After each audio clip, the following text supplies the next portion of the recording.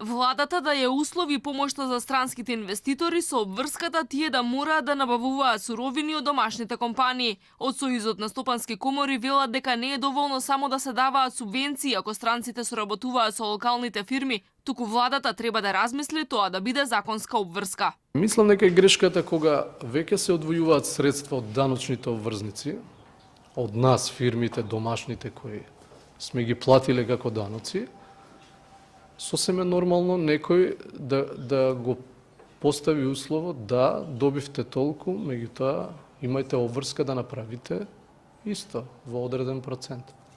И тоа е едно многу културно барање и во повеќе земји каде што се привлекуваат директни странски инвестиции постои како клаузула во договорите.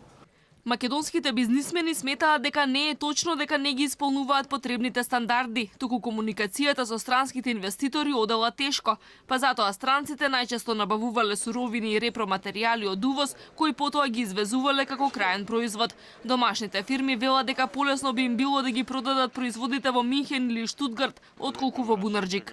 Колку да бидеме ние поупорни кога се обидувате телефонски некој да комуницирате, а тој не ви одговара. Кога праќате мејлови, тој не ви одговара. Кога се обидувате физички лично да го посетите, не ве прима. На кој начин ние да искомуницираме со овие фирми? Домашните фирми се жалат и дека тешко наоѓаат стручни работници, особено технички кадар. Малите и средни фирми пак финансиски не се доволно силни за да може да ги следат технолошките промени. Соработката со странските компании е на многу ниско ниво. Скоро 60% од домашните компании немаат никаква соработка со странските фабрики. Само 23% од македонските бизниси остваруваат некаков вид партнерство со нив.